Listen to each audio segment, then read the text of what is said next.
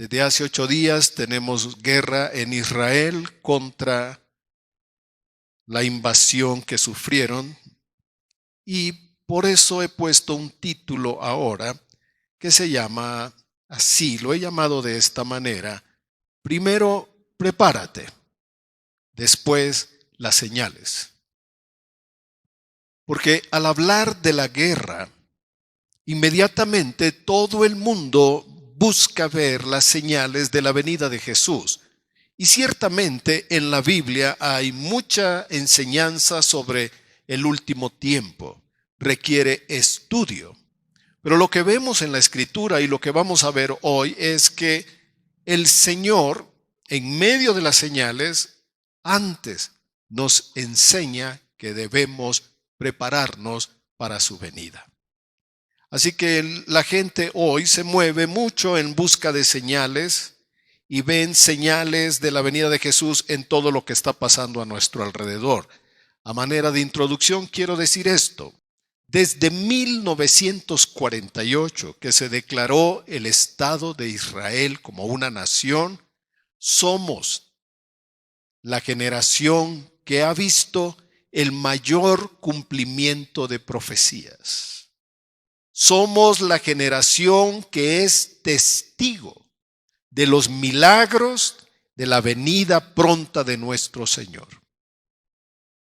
Sin embargo, eso no significa que nosotros seamos la generación que más ama a Jesús. Hemos visto señales, pero no somos la generación que más le sirve al Señor, la que más espera su venida. Más bien somos una generación bastante inquisitiva, en el sentido de que no ahora, sino de siempre, las personas han tratado de encontrar en la Biblia el día y la hora del regreso de nuestro Señor. Parece que las personas que se enfocan en ese tema pasan por alto el hecho de que el Señor dice que solo el Padre lo sabe. Sin embargo, personas han dedicado toda su vida al estudio del santo seña y señal de la venida de nuestro Señor. Recordemos que solo el Padre lo sabe. Mi tarea hoy es alentar en sus corazones el deseo de prepararse para la venida del Señor. Vivimos un momento crítico en la historia y es un momento difícil. Los tiempos cada vez se harán más y más peligrosos. Pablo usa una palabra que en el griego significa: los tiempos se harán más feroces, más peligrosos. Así que considero que lo más importante es prepararnos y después escudriñar sobre las señales. No estoy en contra ni me opongo al estudio correcto, adecuado sobre la venida del Señor, todo lo que eso tenga que decirnos a nosotros. Mi punto hoy es que para la venida del Señor debemos estar preparados. Estar preparado nos dará la capacidad de entender el tiempo, de entender los momentos y de entender todo lo que está ocurriendo en el mundo. Quiero señalar 3 puntos esta mañana. Primero, que veamos en la Biblia que Dios es un Dios de señales. Si nunca se lo habían imaginado así, a Dios en su voluntad ha determinado establecer señales. Y el segundo punto es que, hablando de las señales, Jesús enfatizó la preparación. Jesús le puso más atención a la preparación que a las señales, y lo vamos a ver en las Escrituras. Y por último veremos en el libro de los Hechos las últimas palabras de Jesús antes de ascender al cielo. Vamos a pasar entonces a ver que Dios es un Dios de señales. Ustedes en el camino agradecemos cuando hay señales. Si vamos en la carretera y vemos señales que nos avisan del peligro, lo agradecemos. Como creo que nos puede molestar mucho el hecho de que vamos en el camino y pasa algo y no hay ninguna señal. Vamos a ir al libro del Génesis y lo vamos a hacer muy rápido porque tengo muchos versículos, no los voy a dar todos, pero quiero mostrarles en el Antiguo Testamento que en el Génesis 4, después que Caín mató a su hermano, dice el verso 15, Caín dijo, pues cualquiera que me encuentre me va a matar. El Señor le respondió, verso 15, y le dijo, cualquiera que matare a Caín 7 veces será castigado. Entonces, ¿qué hizo el Señor? ¿Puso qué? Una señal. Es la primera vez que encontramos en la Biblia que Dios pone una señal, como una marca, algo especial. Las plagas fueron una señal en Egipto de que Jehová era Dios y que los dioses de Egipto no tenían ningún poder. Pasemos rápidamente al Éxodo capítulo 8 y versículo 22. En realidad es como leer todos estos pasajes para hallarle el mayor sentido posible y ver cómo resalta el hecho de que en medio de todas estas circunstancias Dios está poniendo una marca, está poniendo un testimonio de que Él es Dios. 8:22 dice, porque le estaba hablando, si se fijan, en el 8:21 de una plaga de moscas. Y dice, habrán moscas en todas partes, y donde hayan egipcios, ahí estarán las moscas. Verso 22, y en aquel día yo apartaré la tierra de Gosén, que es donde habitaba el pueblo de Israel, en la cual habita mi pueblo, para que ninguna clase de moscas haya en ella. ¿Pueden ver esa señal? Toda la tierra va a tener moscas, menos un espacio. Donde está mi pueblo, no habrán moscas, a fin de que sepas que yo soy Jehová en medio de la tierra. Verso 23, y yo pondré redención entre mi pueblo y el tuyo. ¿Mañana qué? Mañana habrá una señal.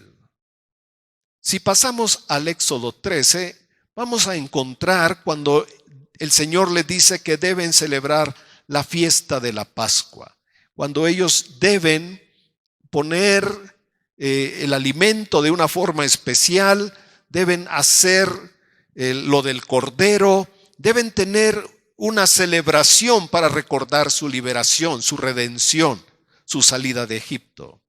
Y dice, verso 7, por los 7 días se comerán los panes sin levadura y no se verá contigo nada leudado ni levadura en todo tu territorio. Y lo contarás en aquel día a tu hijo diciendo, se hace esto con motivo de lo que Jehová hizo conmigo cuando me sacó de Egipto. Y ahora dice el Señor, y te será ¿qué? Como una señal sobre tu mano y como un memorial delante de tus ojos para que la ley de Jehová esté en tu boca. Por eso han visto ustedes en figuras, fotos de los judíos, cómo se amarran la mano y se ponen un pequeño cubito en la frente donde está la escritura. Y dice, y esto es una señal para que ustedes pongan la palabra en el corazón.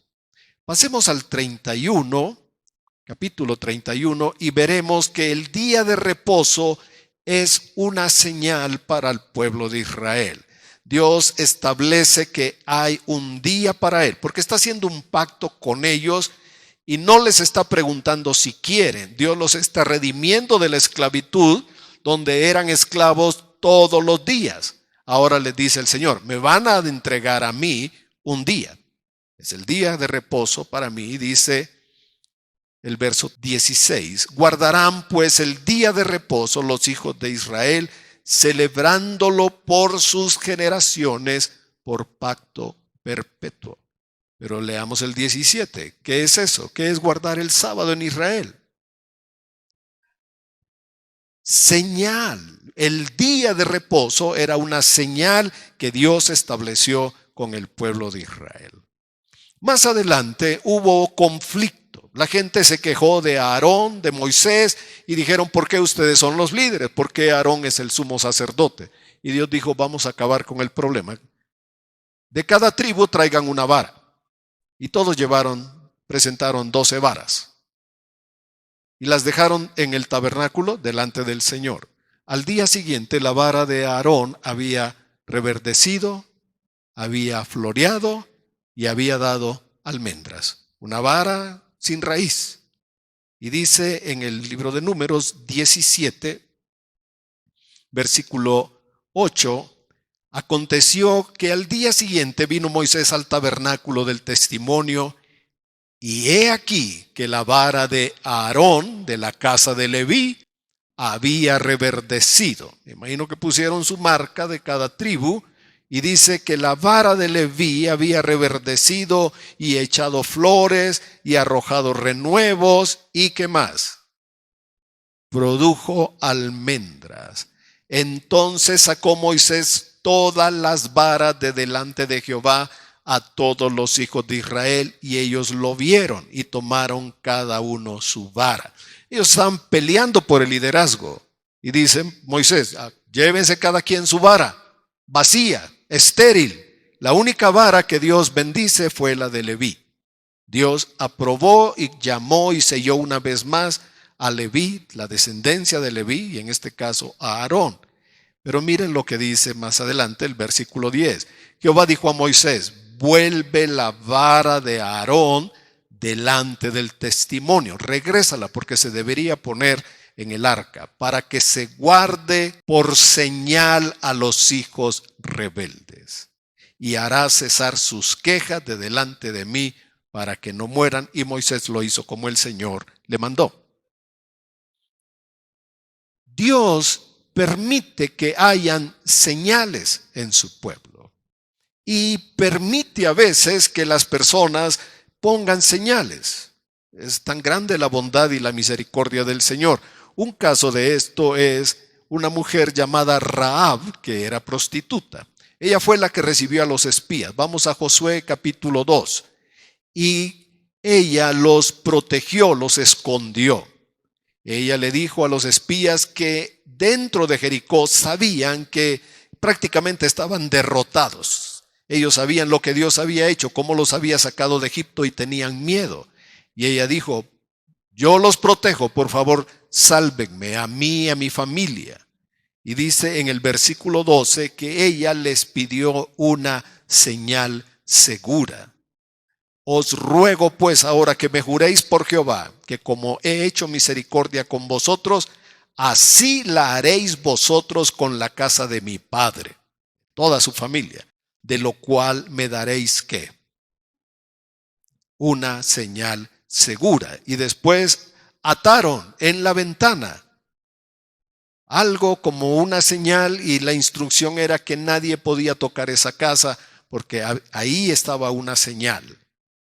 En el capítulo 4, vamos rápidamente a ver que el Señor le dio instrucciones a Josué, y dice el verso 4 que Josué llamó a los 12 hombres que él había designado de entre los hijos de Israel, cada uno de cada tribu. Y les dijo Josué: pasad delante del arca de Jehová vuestro Dios. Imagínense esto, por favor, imagínenlo. Pasen delante del arca, 12 hombres, uno de cada tribu. Dice: a la mitad del Jordán. Y cada uno de vosotros, ¿qué?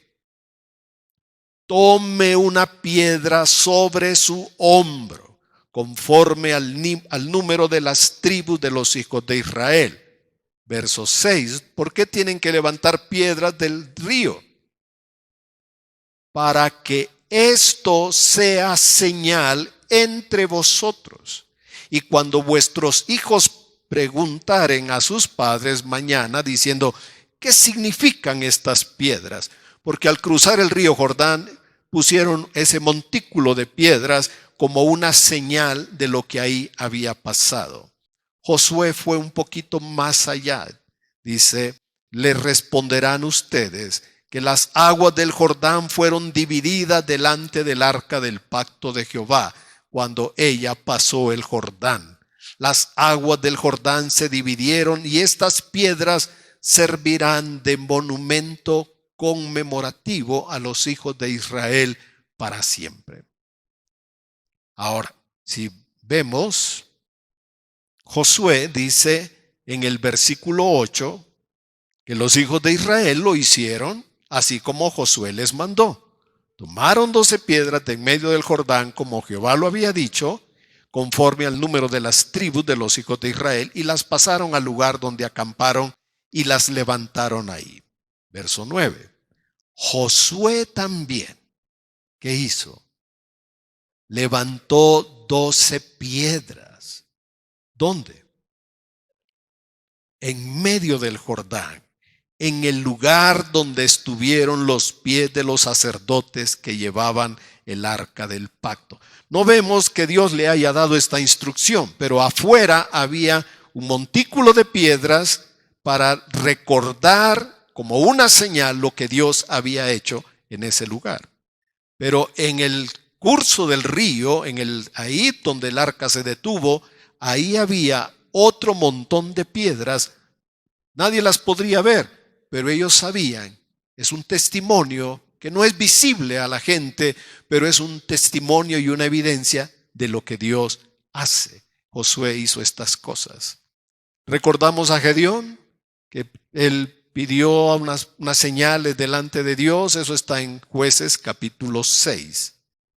Pero ahora vamos a ir al Nuevo Testamento. Debo decirles que hay más señales en el Antiguo Testamento, pero estas que nos sirvan ahorita como una referencia para entender que Dios puede poner señales, establece señales. La circuncisión fue otra señal entre Dios y Abraham. No la mencionamos acá, pero el día sábado, la Pascua, eran señales para el pueblo de Israel de que ellos eran el pueblo apartado para Dios.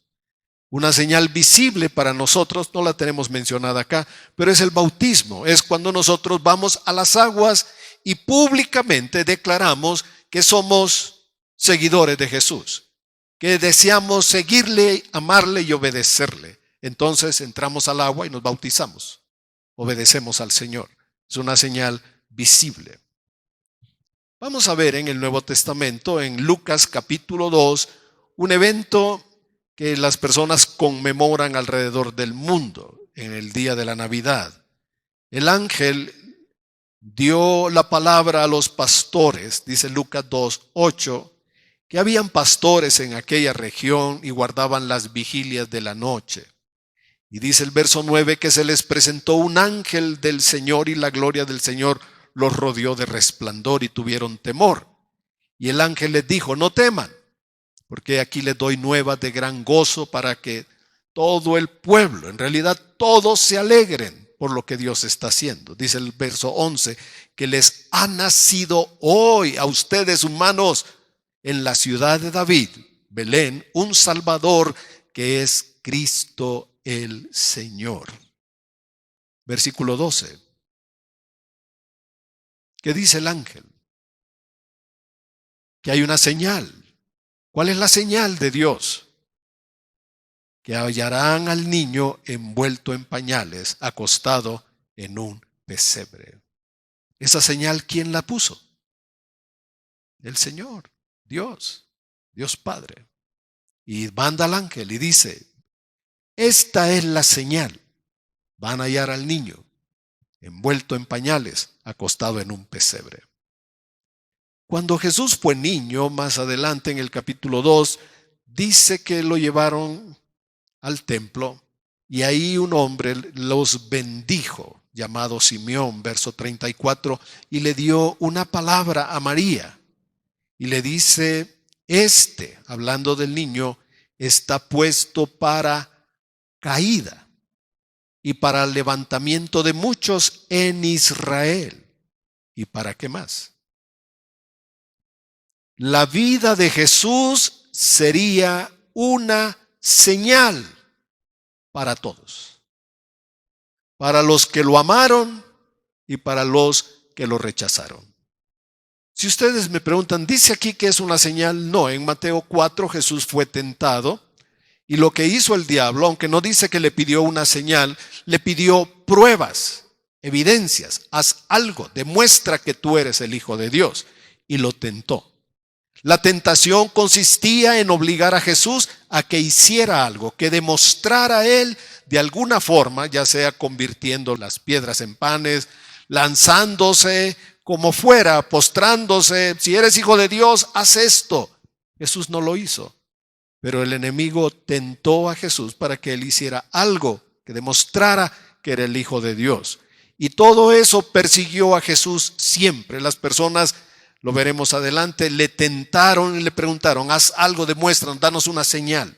Mateo 12, 38, estamos hablando de eso. Dice que algunos de los escribas y fariseos, es importante notar quiénes están tomando la acción.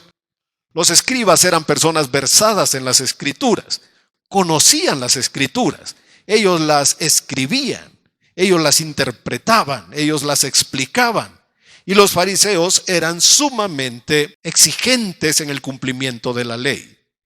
Y le acercaron, dice el verso 38, para decirle, maestro. Qué interesante, que personas que no reciben la enseñanza de Jesús lo llamen maestro. Maestro, deseamos que, así políticamente, deseamos que ver de ti una señal. Haznos aquí una demostración de quién eres tú. Y el Señor, pues era me gusta el Señor como es maravilloso, sabio. Le respondió y le dijo, o sea que la generación mala, ¿y qué más? Y adúltera, ¿qué?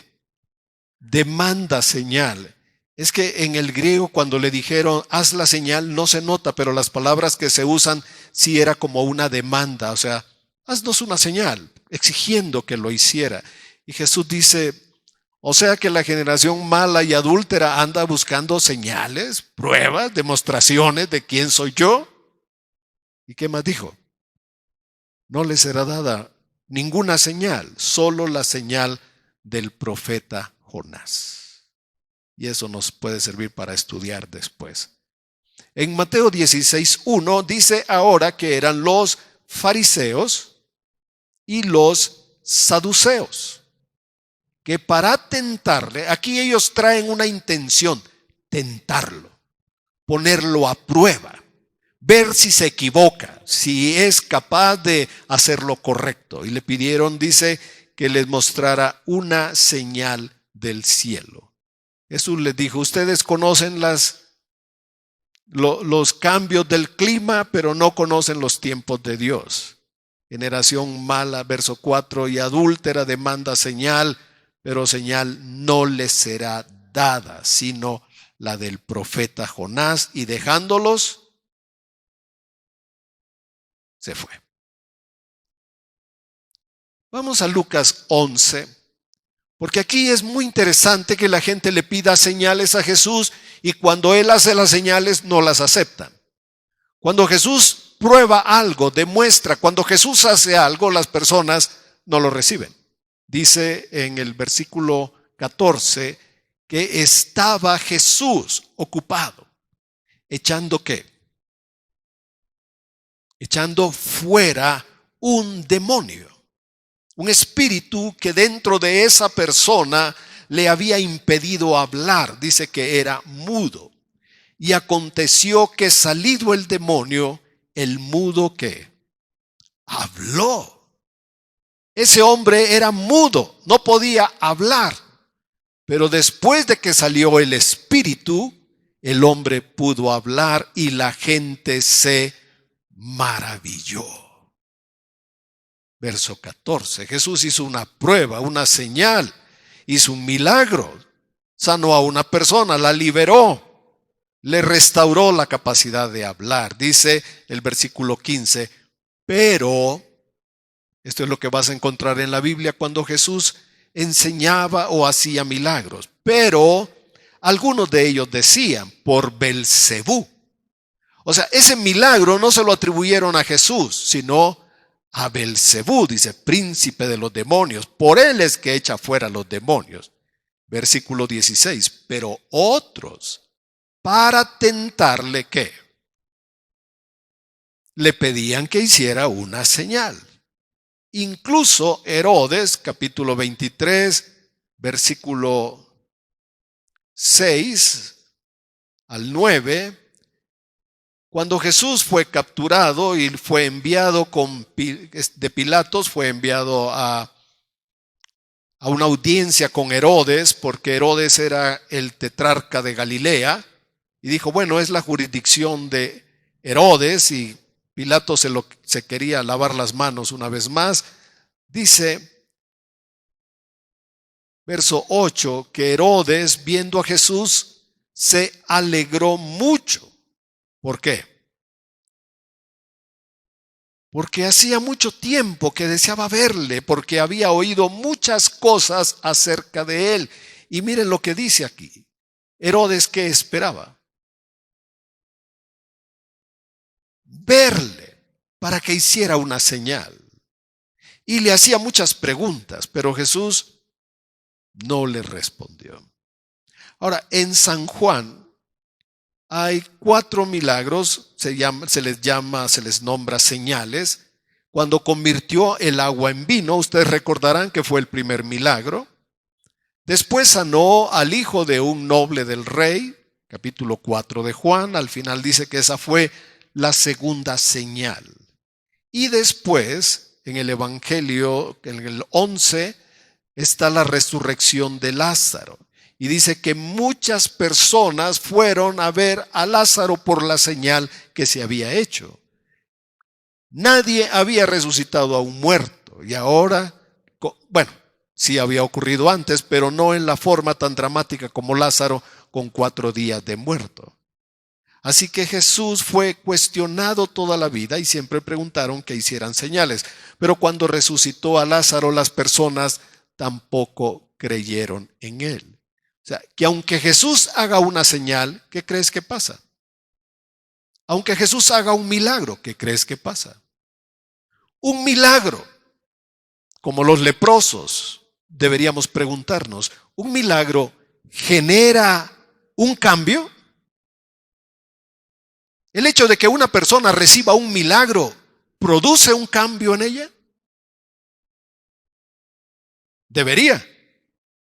¿Pero al 100% produce un cambio? No. ¿Produce gratitud? ¿Un milagro produce gratitud? No. El milagro es una señal que hace Dios para que la gente que tiene un buen corazón le responda a Él. Yo he orado por muchas personas y disculpen que me voy a poner de ejemplo, pero he orado por muchas personas y Dios les ha sanado y no han regresado para dar gracias. Hace años oramos por una señora que tenía cáncer y estaba en un estado muy crítico. Fuimos a orar a su casa, yo le hablé de Jesús, le dije que íbamos a orar en el nombre de Jesús, que le hablaba la palabra de Dios y ya no supimos de ella. Sí supe después que el Señor la sanó. Y la segunda noticia que supe es que se fue a un santuario a darle gracias a una virgen. ¿Produce gratitud un milagro? No. ¿En automático? No. Pero cuando amas al Señor y ves un milagro, te genera más amor, más deseo de amarle, de servirle. Pero un milagro en sí no garantiza absolutamente nada. Dios hace maravillas y milagros porque es bueno, porque su misericordia es para siempre. Pero debemos nosotros estar seguros que un milagro o una señal no es suficiente para mover el corazón de las personas. Vamos a Mateo, capítulo 24. Ahora vamos a hablar cómo los discípulos le preguntaron al Señor sobre las señales. Pero vamos a ver la respuesta del Señor. Porque ellos fueron enfáticos, dice en el capítulo 24 y el versículo 3. Recuerden que ya son los últimos momentos del Señor y ellos le preguntan, dinos, o sea, aquí a nosotros, dinos. Explícanos, porque Jesús hablaba en público, enseñaba ante las multitudes, pero ellos dicen, ¿cuándo serán estas cosas? ¿Qué señal habrá de tu venida del fin del siglo? ¿Y qué respondió Jesús? Ellos están pidiendo señal, una explicación, danos la información. ¿Qué dijo Jesús? Miren que nadie les engañe. La primera advertencia, la primera cosa que debemos hacer para prepararnos para recibir al Señor es tener un corazón alerta, que nada nos engañe. Y si se fijan bien, porque es una palabra que va a aparecer varias veces, en el versículo 5 el Señor dice nuevamente, vendrán muchos en mi nombre diciendo, yo soy el Cristo. ¿Y qué van a lograr estas personas? Engañarán a muchos. No a personas ignorantes, sino personas que saben algo, pero que el Señor no ocupa el primer lugar de sus vidas, por eso son presa fácil de cualquier mentira. Muchos vendrán y dirán, yo soy el Cristo. Y si ustedes buscan en el internet y escriben cuántos Cristos hay en la actualidad, te van a decir que hay uno en Inglaterra, hay otro en Rusia y hay alrededor del mundo varias personas que dicen yo soy el Cristo y también tienen unos cuantos seguidores. ¿Qué van a lograr estas personas? Dice engañar a muchos. Versículo 11. Ahora aquí dice que algunos vendrán en mi nombre, pero ahora el Señor les confiere como un título y dice y muchos falsos profetas. Ahora los llama profetas, personas que ostentan como un cargo espiritual, que ostentan una facultad que Dios les ha conferido para ser personas que hablan en su nombre. Muchos falsos profetas se levantarán y ¿qué más? Engañarán. ¿Cuál es el peligro? El primer peligro es el engaño, la mentira. Y dice el verso 23, si alguno os dijere, mirad, aquí está el Cristo, o mirad, ahí está, no lo creáis. Verso 24, porque se levantarán falsos cristos, falsos profetas, y es posible, es seguro que harán grandes señales y prodigios de tal manera que engañarán, si fuera posible, aún a los escogidos. ¿Qué es lo que puede librar a una oveja? Mantenerse dentro del rebaño. Si la oveja considera que puede encontrar pastos en otros lugares, fuera de la supervisión del pastor, se va a perder. De tal manera que engañarán. Estas personas con palabras o con ciertas acciones engañarán.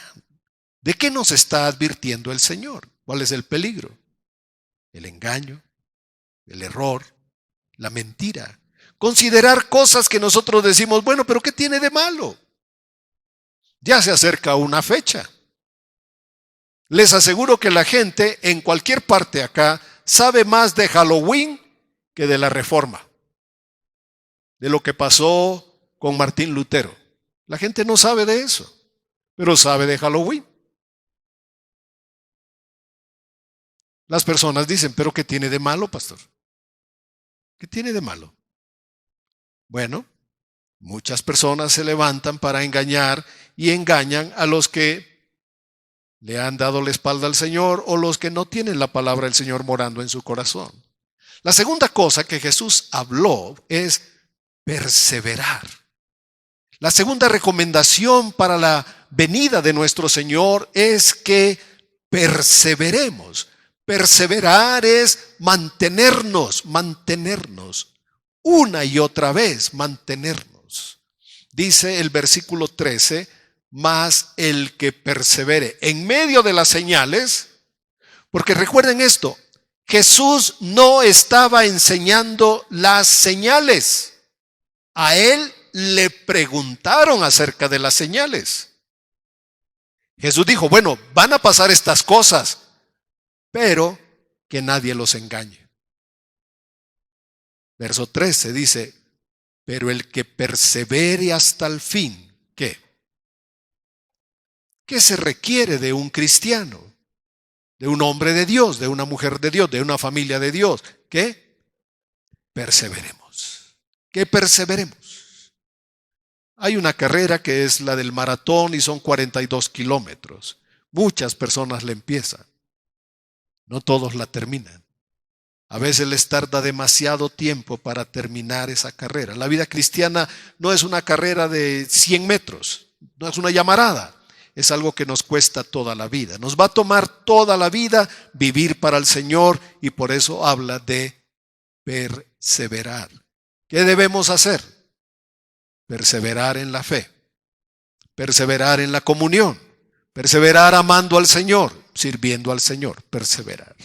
La tercera cosa que Jesús habla, dice en el versículo 33, cuando estas cosas, cuando ustedes las vean, deben darse cuenta que está cerca. No dice que ya viene inmediatamente, solo que está cerca su venida. Cuando oigan de guerras, de rumores de guerras, cuando escuchen ustedes que hay plagas, pestes, que hay rebeliones en el mundo, que hay circunstancias en la naturaleza que están fuera de control, cuando ustedes escuchen eso, se deben dar cuenta de algo. Está cerca. Ahora, ¿qué oímos cada vez?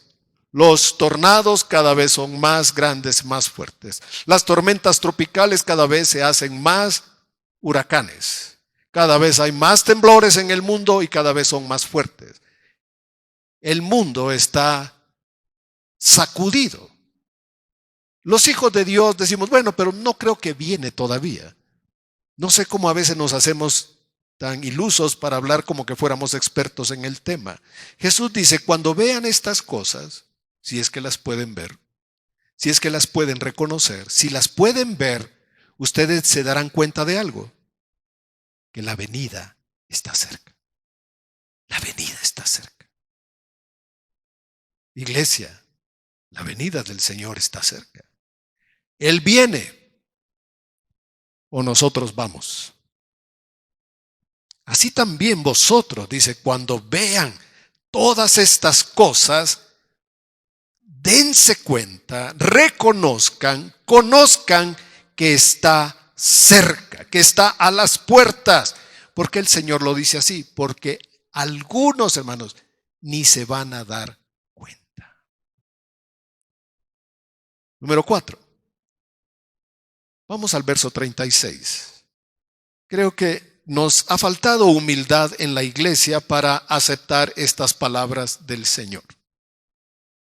Versículo 36, que dice así, pero del día y la hora. ¿De qué está hablando el Señor? Del día y la hora. ¿Alguien sabe? ¿Qué dice tu Biblia? Nadie sabe. Pero tú escuchas personas, teólogos, que te dicen, hemos estado estudiando las Escrituras y hemos hecho unos estudios y hemos investigado por aquí y por allá y hemos llegado a una conclusión. Jesús viene en el mes de septiembre del año 23. Bueno, ya pasó y no vino. Jesús viene en el año 2000, dijeron antes del 2000. Llegó el año 2000, Jesús no ha venido. ¿Por qué las personas tienen un interés en escudriñar el día y la hora antes de prepararse para la venida del Señor, para que realmente nos halle en la gracia? Leamos el versículo. Pero del día y la hora nadie sabe, ni aun los ángeles de los cielos, sino solo mi Padre. ¿Quién sabe la venida del Señor? ¿Quién sabe? Mi Padre celestial. Los ángeles no tienen esos datos, ¿Por qué algunos teólogos quisieran tener esa clase de información que solo está en el Padre? Bueno, no cometas el error de seguir personas que te van a decir: tenemos unos estudios, ahora sí ya tenemos las pruebas. No sigas a esa clase de personas, porque la Escritura te está advirtiendo: el día y la hora nadie sabe. Número 5. Hay una señal que nosotros debemos aprender a reconocer, que está en el versículo 37. Jesús le llamó los días de Noé. Reconoce los días de Noé. ¿Qué significa esto en la Escritura? Porque el Señor trae del pasado una enseñanza al presente que nos advierte del futuro. Dice el verso 37. Mas como en los días de Noé, ¿qué? Así será la venida del Hijo del Hombre. Verso 38. Porque como en los días antes del diluvio estaban, ¿qué? Enumeremos, si puedes enumerar. Estaban comiendo, bebiendo, casándose y dándose en casamiento. ¿Estaban haciendo algo malo? No dice que estaban haciendo algo malo. Aquí no lo dice. Pero sí nos dice, cuando escudriñamos la Escritura, nos dice que toda la tierra estaba entregada a la maldad. Ellos estaban haciendo su vida sin Dios. Estaban viviendo de lo más normal, comiendo, bebiendo, casándose, dándose en casamiento. Y todo ese gusto les duró hasta. ¿Encuentras esa palabra en tu Biblia? Hasta. Que nos marca el tiempo, dice, hasta el día en que Noé entró en el arca. Y el verso 39, ¿qué nos dice? Que ellos ¿qué?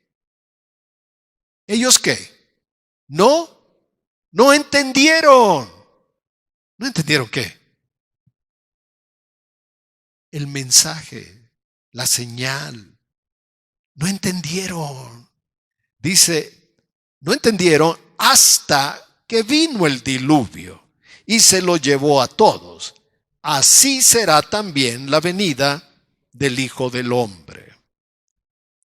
Nos quedaríamos con un poquito de duda, pero vamos rápidamente a la segunda carta de Pedro 2:5 y vamos a darnos cuenta que Dios, claro que les había dado una señal con la vida de Noé y con su mensaje y con su obra. Lo que él estaba construyendo era algo que a la gente le daba risa. Dice el libro de Génesis que cuando Lot le dijo a sus futuros yernos que Dios iba a destruir Sodoma y Gomorra, a ellos les pareció una burla. Algo digno de reírse. ¿Cómo que va a llover fuego del cielo? Bueno, de que llovió, llovió. Ahora, Pedro nos va a decir, capítulo 2, verso 5, dice, y si no perdonó al mundo antiguo, ¿por qué no lo perdonó? Porque eran sumamente malos, porque todo el deseo y pensamiento de su corazón era hacer lo malo. Y viviendo en ese estilo de maldad, se casaban y hacían lo que hacían. Pero dice aquí que el Señor guardó a Noé y le pone un título a Noé. ¿Cómo lo llama? Pregonero de justicia. ¿Qué hizo Noé en todo ese tiempo? ¿Qué es un pregonero? Alguien que va hablando, como los carritos ahora ya no va el pregonero, ahora va el carrito. Se compran, se venden, se recogen. Esos son pregoneros. ¿Por qué? Porque van por todas partes. ¿Y cuántos les escuchan? Todos. ¿Qué hizo Noé? Predicó. ¿Qué más? Les habló, les explicó lo que estaba haciendo. Con su ejemplo, con su vida. Y con la obra visible que él estaba siendo un pregonero de justicia. ¿Cuál fue el resultado? ¿Entendieron las personas el mensaje? ¿Entendieron que Dios iba a destruir ese mundo? No. Los yernos de Lot entendieron que iba a llover fuego y azufre sobre esa ciudad. No. Le decimos a las personas, Cristo viene. Qué religiosos ustedes, ¿verdad? Algún día que tengamos tiempo, iremos a verlos. Por ahora no, estamos ocupados, estamos cansados. Un día de estos iremos ahí a visitarles. Bueno, dice aquí que trajo el diluvio sobre el mundo ¿de qué? Trayendo el diluvio sobre el mundo de los impíos. ¿Quiénes son los impíos? Las personas que no respetan a Dios ni al prójimo. Es lo que la Biblia llama impíos. Ahora vamos al versículo 43 y encontramos otra señal acá. Dice, pero sabed esto, que si el padre de familia, ¿qué? Si el padre de familia, ¿qué? Supiese a qué hora el ladrón habría de venir, ¿qué haría el padre de familia? Velaría y no dejaría minar su casa. ¿Qué podemos entender de este versículo? Parece que no hay mucho que aprender aquí. Yo lo que veo principalmente es que si nosotros supiéramos que Jesús viene en el año 2027, haríamos fiesta hasta el 2026. Y llegando el 27 nos pondríamos las pilas. Ahora sí vamos a leer. Ahora sí vamos a asistir. Ahora sí vamos a orar. Ahora sí nos vamos a portar bien. ¿Por qué? Pues es que ya el próximo año viene el Señor. Si supiéramos, ¿saben qué haríamos? Nos descuidaríamos. Por eso el Señor no ha marcado la fecha, porque lo que Él quiere es que estemos preparados, esperando que Él va a venir. Si el Padre supiera, si por ahí nos llegara el rumor, oí que a las 4 de la mañana nos quieren venir a asaltar, ¿qué haría la gente? Dormiría hasta las 3, 3:30, se levantaría, tomaría un café, a las 4 estaría ya con la escopeta en la mano, porque sabe que a las 4 vienen los ladrones, ¿verdad? Y nosotros decimos, bueno, sí son unas señales, pero todavía no, le falta al Señor. No es que pongamos la fecha y que digamos en tal año, tal día, tal hora, sino que hoy vivamos preparados. Que si Cristo viniera hoy, esta noche, porque 2 estarán en una cama, uno será tomado y el otro dejado. 2 estarán en el campo, uno será tomado y otro dejado. Algunos irán en el coche, unos van a desaparecer, otros permanecerán. Si el padre de familia supiera, hermanos, si nosotros supiéramos exactamente la hora, estaríamos muy descuidados. De hecho, somos advertidos, igual que en los días de Noé. La predicación es para alertarnos, animarnos a perseverar, a amar al Señor, a ser hallados fieles ante la venida de nuestro Señor, que nosotros estemos, amén, sí Señor. Somos como las vírgenes, amén. Somos como las vírgenes, pero ¿quién tiene suficiente aceite en su vida? Porque las 10 estaban invitadas, pero 5 se dieron cuenta que no tenían suficiente aceite. ¿Entendieron que había que prepararse para la boda? ¿Entendieron que había que tener el aceite, que es el símbolo, la figura, la imagen del Espíritu Santo? Ellos descuidaron. Se presentaron y dijeron, oh, no tenemos aceite. Claro, habían vivido sin aceite. Pero 5 vírgenes se les llama prudentes. ¿Por qué? Porque se habían preparado. Ustedes se preparan si van, por ejemplo, si les dicen que van a ir a la playa, compran su bloqueador, su traje de baño, su toalla, sus lentes de sol, su sombrero, hacen planes, se toman las fotos, porque la gente se prepara. Le decimos a las personas, Jesús va a venir otra vez. Es que el pastor de esta iglesia es un poquito religioso. A todo el mundo nos quiere espantar. Claro que el Señor va a venir. ¿Quién no lo sabe? El Señor va a venir, pero no hoy.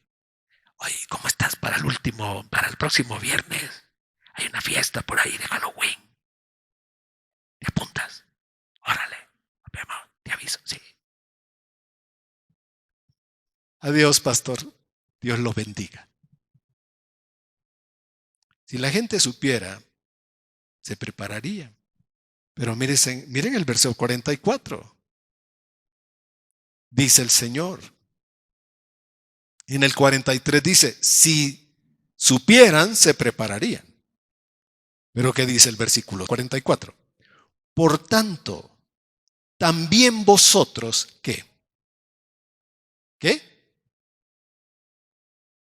Estad preparados. Ustedes estén preparados.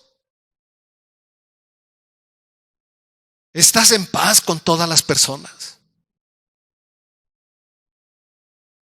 ¿Tienes cuentas pendientes que resolver, que arreglar en tu vida? Porque el Señor dice, estén preparados. Cuando estas cosas ocurran, guerras, rumores de guerras, hambre, pestes, enfermedades, nación contra nación, entonces ustedes estén preparados. Dense cuenta, ya está a la puerta. Estad preparados, porque el Hijo del Hombre nuevamente nos remarca este punto. ¿Vendrá qué? ¿Cuándo va a venir el Señor por ti? A la hora que no piensas. Hermanos, a la hora que no pensemos. Porque cuando nosotros decimos, yo ya estoy preparado, no, pues no va a venir ahí. Pero ¿en qué momento va a venir el Señor? Nos va a agarrar. ¿Saben cómo? A la mayoría descuidados. Porque lo hemos oído tantas veces y no hemos hecho cambio en nuestra vida. Oímos que el Señor viene, que hay que prepararse, pero no hacemos ningún ajuste en nuestra vida. No oramos más, no leemos más, no evangelizamos más, no, nuestra vida transcurre normal. Tenemos la señal, ya viene el Señor, ya viene. Y nosotros decimos, bueno, pero pues ¿quién quita esta fiestecita total que es del santo y ya es la fiesta del pueblo y ya el resto del año nos consagramos? Hace tiempo platicaba con un hermano de una costumbre, tal vez ya se los comenté alguna vez, que en Guatemala, en medio del pueblo indígena, ellos tenían Biblias, y cuando ya venía la fiesta del pueblo, venían algunos hermanos indígenas, hablaban con el pastor y le decían, pastor, aquí está tu Biblia. Se la dejaban ahí. Es que ya viene la fiesta del pueblo, entonces la vamos a celebrar. Aquí está tu Biblia. Ya no vamos a venir. Y se iban a la borrachera, se iban a la fiesta, a la comida, a la celebración del santo. Tendrían que pasarle 2, 3, 4 desgracias y entonces regresaban y decían, pastor, ¿tienes mi Biblia todavía? Y eso lo hacían intermitentemente, es una cultura. Todavía no me entrego al Señor, todavía puedo vivir a mi manera. Yo creo que todavía tengo tiempo de unos cuantos años de hacer lo que yo quiera y ya después me entrego. Leamos nuevamente el verso 44. Por tanto, o sea, si alguien supiera se prepararía, pero eso no es lo que cuenta para ustedes. Por tanto, también vosotros estad ¿qué? ¿Cómo debemos estar, hermanos? ¿Cómo debemos vivir hoy? ¿Cómo nos debemos acostar esta noche? Preparados. ¿Cómo nos levantamos mañana? Bueno, si tenemos una semana de trabajo en el nombre de Jesús, la vamos a realizar. Pero ¿cómo estamos en el corazón? Preparados. ¿Por qué? Porque el Hijo del Hombre vendrá a la hora que no pensáis. Vamos a quedarnos aquí, hermanos, en el punto número 7. ¿Las señales son importantes? Sí. ¿Dios es un Dios de señales? Sí. ¿Dios nos ha dejado señales en la palabra? Sí. Pero ¿nos dice que seamos muy listos en las señales o nos dice que nos preparemos? Yo lo que veo, pido una disculpa si a alguien no le parece, yo lo que veo es que el énfasis del Señor es prepárense. Señor, enséñanos las señales. ¿De qué te sirve tener las señales si no estás preparado? ¿De qué sirve que conozcas y entiendas? Porque de nada te va a servir porque no estás preparado. Si estás preparado, hermanos, no importa si es de día, de noche, en la madrugada. ¿A qué hora nos llegan los temblores? Miren cuánta tecnología tenemos hoy, que ahora nos anuncian. Y a algunos le llega en el celular y les dice, va a temblar. Es sorprendente nuestra tecnología. Pero cuando venga el Señor, ¿crees que te va a llegar tienes una aplicación que el Señor te va a avisar en tu telefonito que ya voy por ti, hijo? El Espíritu Santo le ha dado señales a la iglesia una y otra vez. ¿Qué dijo de los conciudadanos de Noé? Que no entendieron hasta que Noé entró en el arca. Se dieron cuenta que era demasiado tarde. Noé tenía razón. ¿Cuánto tiempo? Dicen que más de 100 años Noé estuvo construyendo el arca, hablando, testificando, predicando. Y ellos miraban un armatoste de madera y se burlaban hasta que Noé entró. Entonces, ¿qué, hermanos? ¿De qué te sirve entender al final cuando ya todo está perdido? Mejor preparémonos. Estad preparados. Que el Señor nos diga hoy, iglesia, prepárate. Porque vendré a la hora que no sabes. ¿Nos queda claro esto, hermanos? ¿No creen que con humildad debemos decir, Señor, amén, amén? Vamos a orar. Este mensaje no es para intimidar, para amenazar, para asustar. La palabra se predica. Noé no tenía intención de espantar a nadie. Noé les invitó a entrar al arca. Se negaron, se burlaron, se unieron en un solo frente para hacer burla de el pregonero de justicia. Cuando pudieron darse cuenta que Noé tenía razón, era demasiado tarde, porque Dios cerró el arca. Hoy es día de salvación para cualquier persona que quiera entregar su vida a Jesús. Hoy es el día de la salvación. Si alguien dice, yo le quiero entregar mi vida a Jesús. Hoy es día para reconciliarnos, para volvernos al Señor. Hoy es día para decir, Padre, enséñame.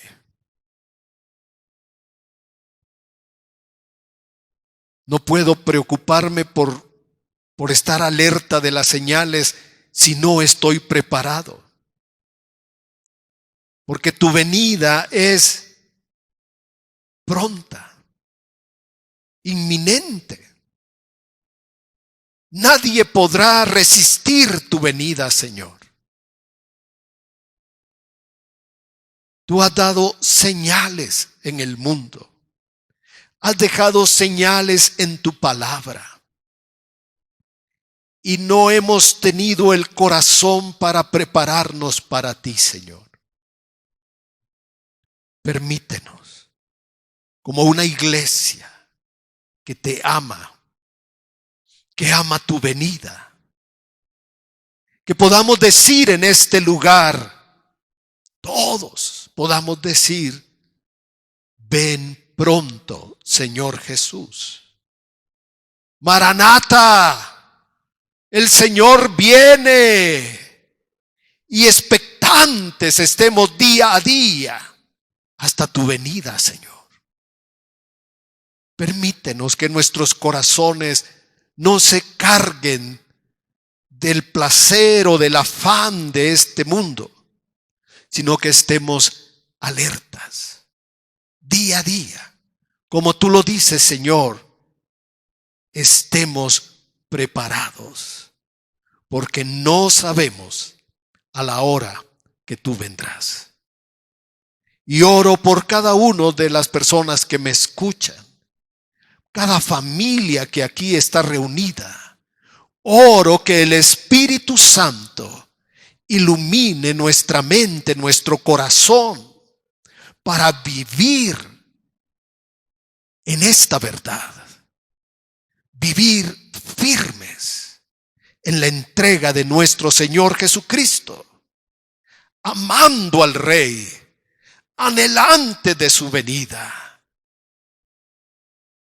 Y que todos digamos, sin temor, porque estamos preparados, ven pronto, Señor Jesús. El Espíritu dice, ven pronto. Y la novia dice, ven pronto, Señor. Y todos aquí debemos aprender a decir, ven pronto, porque vendrás a esa hora en que no estemos preparados. Oramos en el nombre de Jesús.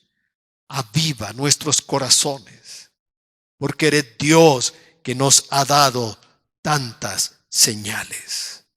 En el nombre de Jesús. Amén. Amén. Hermanos, que Dios les bendiga. Y espero que este mensaje les sirva a ustedes para reflexionar en su vida. No solo es para entretenernos o decir, bueno, qué bonito estuvo, porque no venimos por una calificación que ustedes le den a la palabra de Dios. Solamente ante estas escrituras, cada uno de nosotros prepare su corazón delante del Señor.